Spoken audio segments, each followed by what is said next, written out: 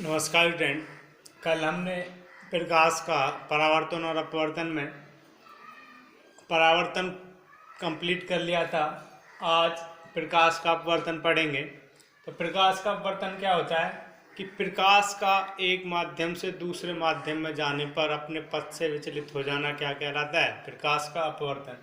तो प्रकाश की किरण का एक माध्यम से दूसरे माध्यम में जाने पर अपने पथ से विचलित हो जाना प्रकाश का अपवर्तन कहलाता है। तो कैसे होता है कि मान लें कि ये इनके बीच में जो बाउंड्री है ये एक हवा माध्यम है, ये हमने कांच माध्यम मान लिया। यहाँ से कोई प्रकाश की किरण आती है और इस पॉइंट पे आके गिरती है और ये आपतित किरण हो गई। हमने यहाँ से एक परपेंडिकुलर खींचा जिसको अभिलंब कहते हैं। अभिलंब।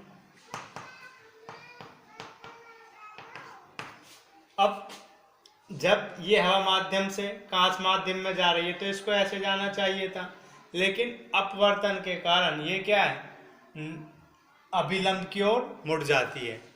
तो मुड़ गई तो यही हमारा क्या है, अपवर्तन। अब ये एंगल ऑफ इंसिडेंस आपतित कोण हो जाएगा और ये अपवर्तित कोण हो जाएगा। इसको हम कह देंगे आपतित कोण और इसका नाम दे देंगे अपवर्तित कोण। तो यही हमारा प्रकाश का अपवर्तन होता है। अब इसके नियम क्या है वो नियम देख लेते हैं।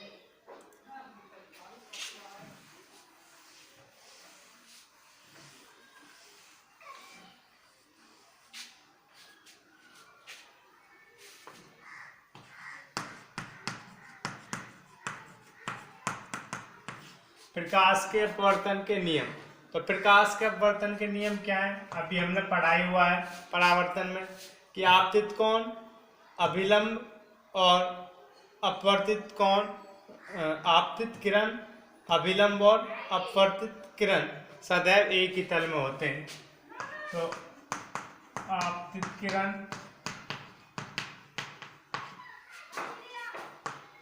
अभिलंब और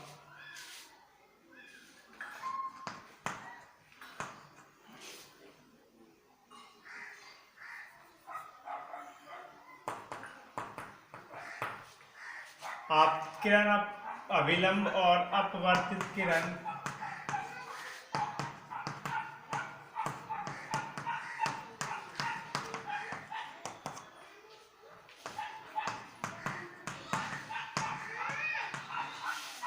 एक ही तल में होते हैं। दूसरा हम कह सकते हैं कि जो एंगल आई है वो एंगल आर के बराबर नहीं होता। जो एंगल आई है वो एंगल आर के बराबर नहीं होता। मतलब कि आपतित कोण परावर्तित कोण के समान नहीं होता। तो लिख सकते हैं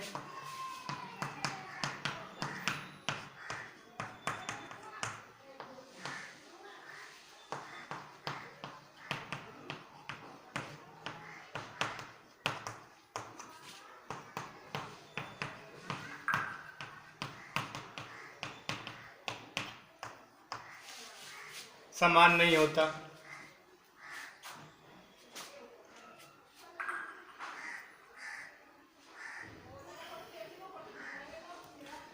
अगला लिखेंगे नेक्स्ट।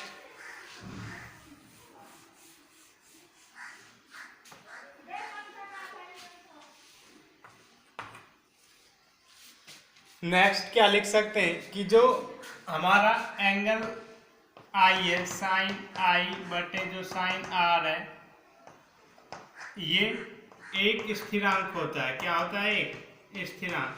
मतलब कि जो साइन एंगल साइन आई है और साइन आर है, इनका जो रेशो होगा, अनुपात होगा, वो एक स्थिरांक प्राप्त होगा एक माध्यम है एक रंग के लिए। ठीक है, तो इसको क्या लिख सकते हैं,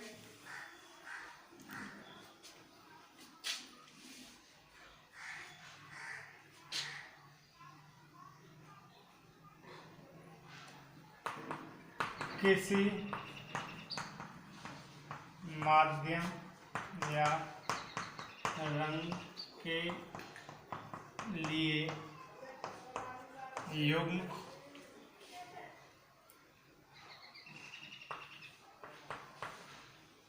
साइन आई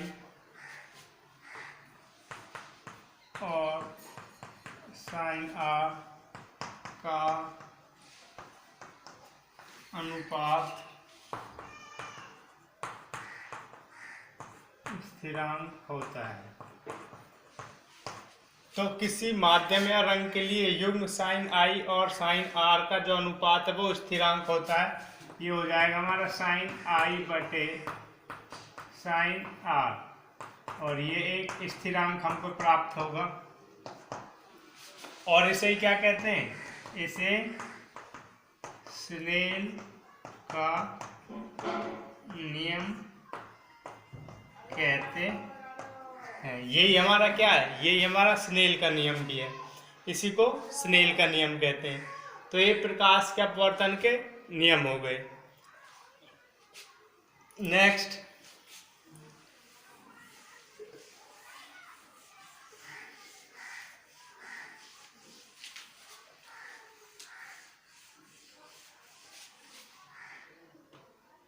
अब देखो, अभी हमने माध्यम की बात की थी, तो माध्यम क्या होता है? माध्यम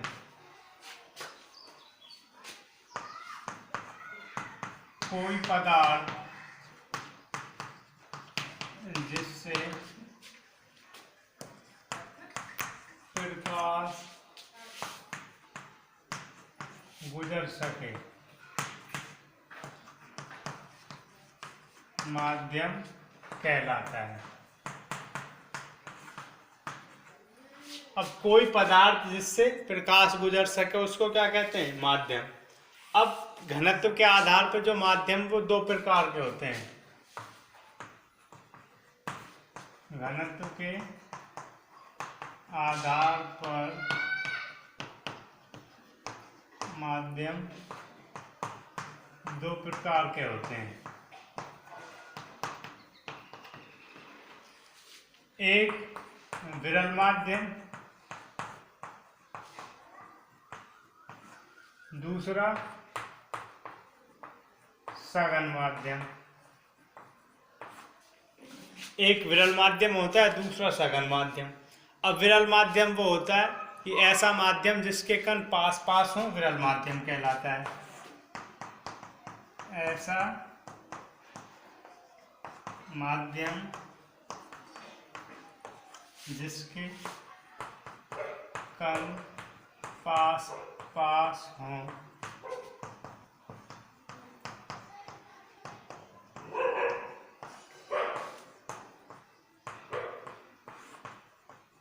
ऐसा माध्यम जिसके कण पास पास हो क्या कहलाएगा? विरल माध्यम। और सघन माध्यम ऐसा माध्यम जिसके कण, विरल माध्यम वो होगा ऐसा माध्यम जिसके कण दूर दूर हो, जिसके कण दूर दूर हो। ऐसा माध्यम जिसके कण दूर दूर हो क्या कहलाता है? विरल माध्यम कहलाता है। और ऐसा माध्यम जिसके कण पास पास हो, सघन माध्यम कहलाता है। ऐसा माध्यम जिसके कण पास पास हो, सघन माध्यम कहलाता है। अब ऐसा माध्यम जिसके कण पास पास हो वो क्या कहलाएगा? सघन। और ऐसा माध्यम जिसके कण दूर दूर हो, विरल माध्यम कहलाएगा। अब हम जो विरलता है, सघनता के आधार पर हमारे पास माध्यम दो होने चाहिए, तभी हम बता सकते हैं कि कौन सा माध्यम विरल है, कौन सा माध्यम सघन है। एग्जाम्पल के रूप में मान लें हमने 2 बाल्टी ले ली, इसके अंदर दही है और ये एक दूसरी बाल्टी ले ली जिसके अंदर छाछ है। ठीक है, अब इनमें से हमको बताना है कि कौन सा विरल है, कौन सा सघन है। दोनों को अगर हम पलट दें, बिखेर दें, तो दही है वो थोड़ी दूर जाके रुक जाएगी, लेकिन छाछ है वो दूर तक चली जाएगी। तो अब क्योंकि छाछ के कण थोड़े दूर दूर है तो वो दूर तक बह गई, और दही के कण पास पास है तो वो पास में रुक गई। तो इसलिए दही सघन माध्यम हो गया और छाछ विरल माध्यम हो गया। ठीक है, अब ये हो गया माध्यम। अब देखते हैं आगे।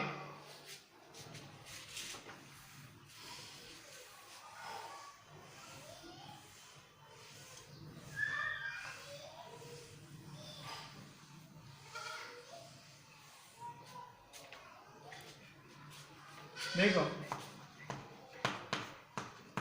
क्या होता है जब प्रकाश की किरण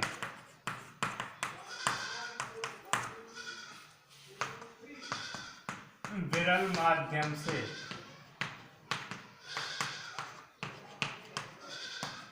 सघन माध्यम में प्रवेश करती है। क्या होता है जब प्रकाश की किरण विरल माध्यम से सघन माध्यम में प्रवेश करती है? तो देखो, मान लेते हैं कि ये विरल माध्यम है, हमने हवा ले लिया, विरल माध्यम, और ये कांच ले लिया हमने, सघन माध्यम। ठीक है, तो यहाँ से प्रकाश की किरण आएगी और ऐसे ऐसे जानी चाहिए थी और ऐसे मुड़ जाएगी। तो ये आई, ये आर, ये आई, ये सब आपको पता है। आपतित किरण, ये अपवर्तित किरण। तो देखो, जब प्रकाश की किरण विरल माध्यम से सघन माध्यम में प्रवेश करती है तो यह अभिलंब की ओर झुक जाती है या मुड़ जाती है। तो यहाँ पे जो एंगल आई होगा वो ग्रेटर होगा एंगल आर से। तो एंगल आई किससे ग्रेटर होगा? एंगल आर से। मतलब कि आपतित जो कोण है वो अपवर्तित कोण से बड़ा होगा। दूसरा केस,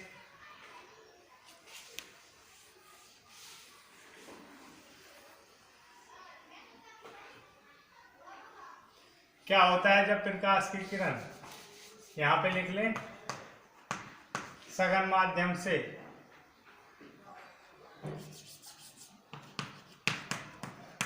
विरल माध्यम में प्रवेश करते हैं। क्या होता है जब प्रकाश की किरण सघन माध्यम से विरल माध्यम में प्रवेश करती है?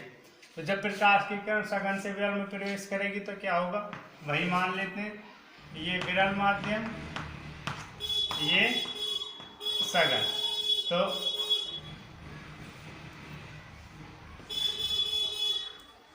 ये सघन, ये विरल। तो यहां से प्रकाश की किरण आएगी ऐसे, ये अभिलंब, और ये ऐसे जानी चाहिए थी लेकिन ये दूर चली जाती है। क्या है? जो अभिलंब से दूर हट जाती है। तो इस केस में जो ये आई होगा, जो एंगल आई है वो छोटा होगा एंगल आर से। तो इस केस में क्या है, जो एंगल आई है वो छोटा है एंगल आर से। तो ये केसेस हैं, इनको पढ़ लेना, करके देखना। और आज के लिए इतना ही। कल हम पढ़ेंगे अपवर्तनांक। अच्छे से रिवाइज कर लेना, इम्पोर्टेंट है। Thank you.